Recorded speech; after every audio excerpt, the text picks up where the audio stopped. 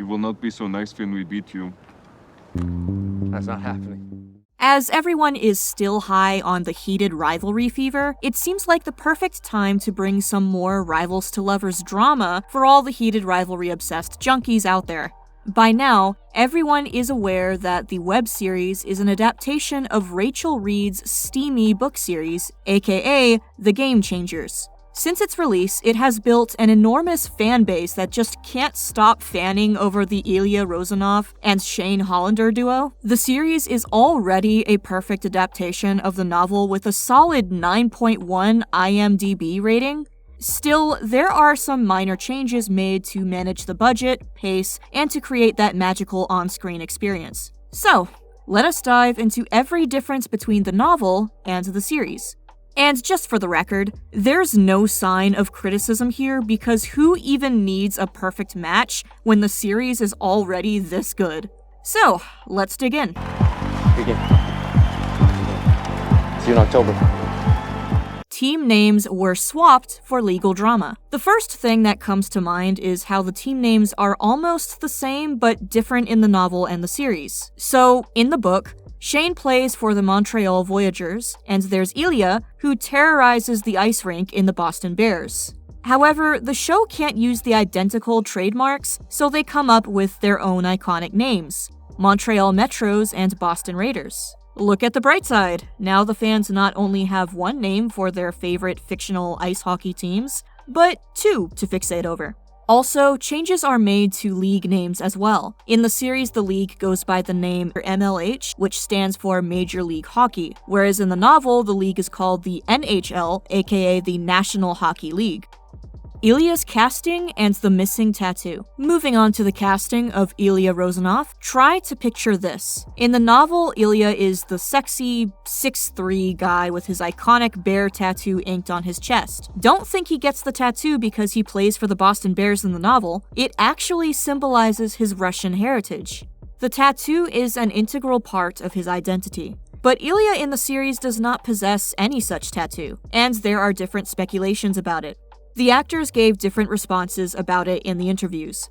According to Connor, it was probably done for the copyright issues, but Hudson straight up said Jacob, the director, wasn't fond of the tattoo. There are even speculations that the tattoo was opted out because of the change of team name from Boston Bears to Boston Raiders. We still don't know what the actual reason is or who among Hudson and Connor is telling the truth. Now, missing such an important signature detail could have been an issue, but the fans didn't mind much. And why would they mind, even? Because the makers knew what they were doing when they cast Connor's story as Ilya Rozanov. He is already too hot to handle with his Russian accent and deadly looks.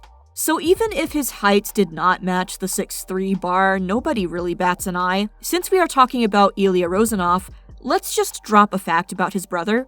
His low-key, evil, money-hungry brother's name was also switched from Andrei to Alexei, but all the drama between the brothers has been kept intact in the series, just as in the novel. The removed apartment plotline. This might be a bit of a serious change because I personally think it would have been great if they had actually kept this detail from the novel. In the book, Shane Hollander purchases an entire apartment for him and Ilia to make out. That's some next-level commitment. It just shows how much Shane is invested in Ilia to go through such lengths, but he is too afraid to admit it. Ilia seems pretty frustrated with Shane for doing this because he feels Shane doesn't show his real side to him. However, in the series, it isn't this deep. Shane's fear of getting caught is there, but they meet at Shane's actual apartment, not in a separate one for the meetup. This change was made for financial reasons, and it's fine because the series compensated by offering us several other great scenes. For instance, in the book, during the CCM shoot, both Shane and Ilia show up because they are signed for their respective teams, and that's it. But in the show, Ilia actually plans the whole thing, which shows how much he pines for Shane from the very beginning. The rooftop scene's emotional shift. Do you remember the rooftop scene during the award ceremony in episode 1? In the novel, this scene feels quieter and more emotional, but on screen, the feel has been completely altered to angst and pent-up frustration, which captures their complicated emotional rift really well.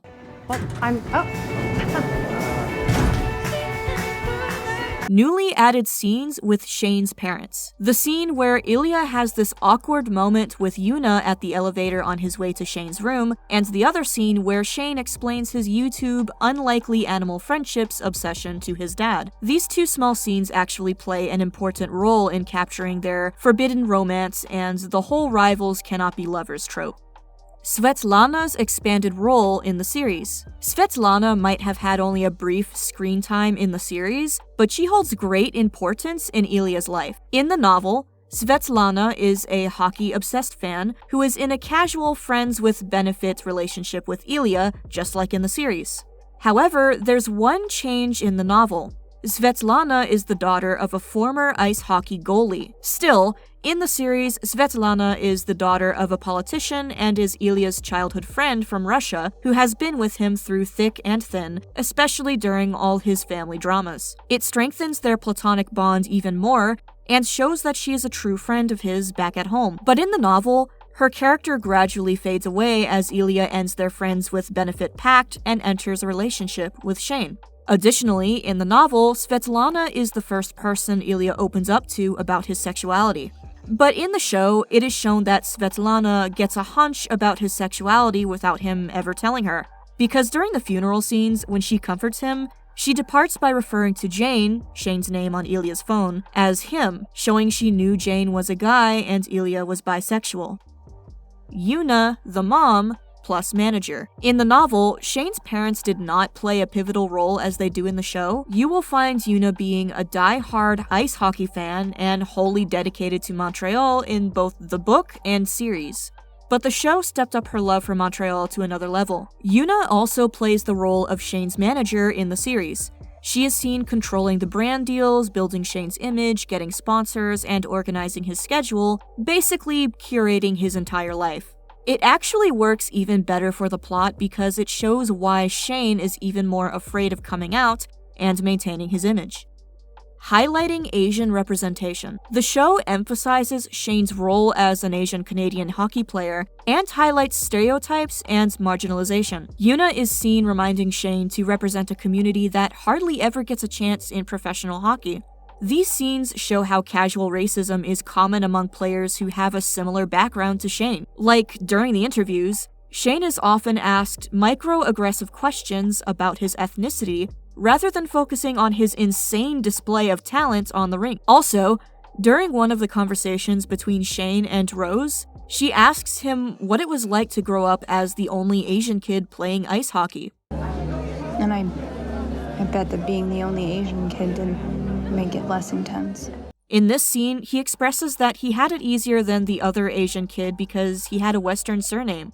These scenes are absent from the novel, but the directors felt it was important to highlight Asian representation and Shane's Japanese-Canadian heritage in the show. Extra banana. Timeline adjustments. Now, the story of Ilia and Shane spans over 10 years. Though the series has kept the timeline the same, not every date matches the novel's flow of events. Some changes don't impact the plot at all, but the major change in the timeline is made for Scott's and Kip's story. In the series, they meet 3 years earlier than in the book, which means they meet in 2014 prior to the Winter Olympics instead of 2017. Starting to sound like him. I'm sorry, what? The reworked ice rink fight. Remember the fight scene in episode 3 that broke out between Shane and Scott in the ice rink? The context of the fight was Scott's repeated losses to Montreal and Boston. Things get heated when Shane chirps at Scott, and Scott replies, saying that Shane acted more like Ilia because of his influence. In the novel, the fight did not actually break out between Scott and Shane, instead it happens between Scott and Ilia, but the switch worked because Shane always had a golden boy image and a crystal clean reputation compared to Ilia, so Shane fighting on screen was more impactful. Scott's added speech. Scott's winning speech after MLH is also an addition to the show that does not exist in the novel. In the speech, he talks about his sexuality, his love for Kip, and how systematic homophobia persisted within the sports arena. The director Jacob Tierney mindfully added these scenes from Heated Rivalry and Game Changer to make it a cohesive story. The club scene.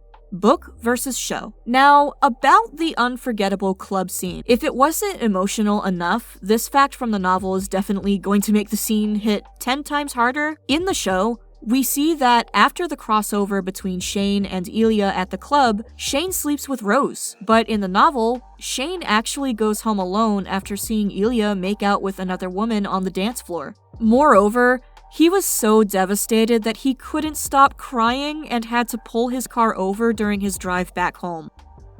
A show-only family reckoning. When Ilia went to Russia for his father's funeral, he had a nasty fight with his brother because he was asking for money. During this scene, Svetlana enters to stop the fight, but his brother calls her nasty names. Ilia fights back by saying he will cut off his family, including his brother, but he will set up a trust fund for his niece so his brother will leave him alone.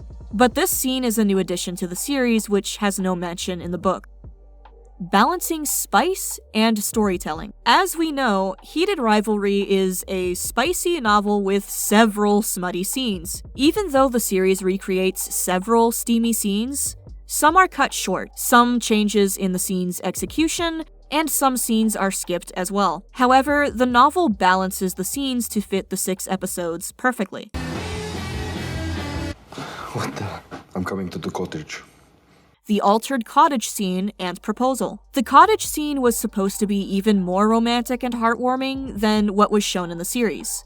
The fans are already on cloud 9 after watching the last episode, but if it happened according to the novel's plot, it would have even more surprises. In the novel, Ilia plans on throwing a hypothetical proposal to Shane. We have seen Shane planning their future together in the series, but in the novel, Ilia plans that they will date until they retire from professional hockey. Then he surprises Shane by decorating the cottage with candles and proposes to him. Though Ilia's proposal is cut off, we will get the final proposal coming in the upcoming seasons of Heated Rivalry. The series doesn't even show the epilogue in which Shane and Ilia hold a joint press conference to announce the Irina Foundation and Shane's sexuality to the public. Also, Ilia joins the Ottawa team. Now, Shane mentions all of these as their future plans, but they haven't accomplished any of them yet in the series. But it's fine, since it's official that 2 other seasons of Heated Rivalry are going to drop. And they'll definitely show it all by adding more creative liberties to the series. I'm sorry that I made you feel like you couldn't tell me. Yuna's acceptance scene. This scene is probably the best addition to the series. It is about the final, heartfelt conversation between Shane and Yuna.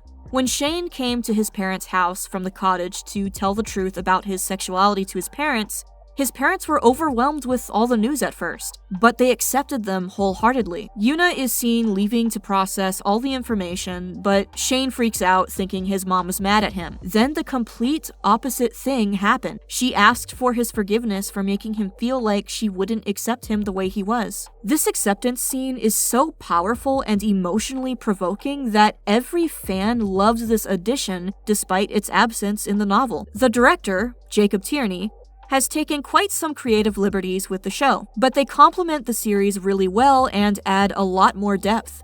When these types of changes are made without destroying the essence of the novel, they are appreciated and loved by readers, as is happening to Heated Rivalry now. Let us know in the comments whether you loved these changes as well.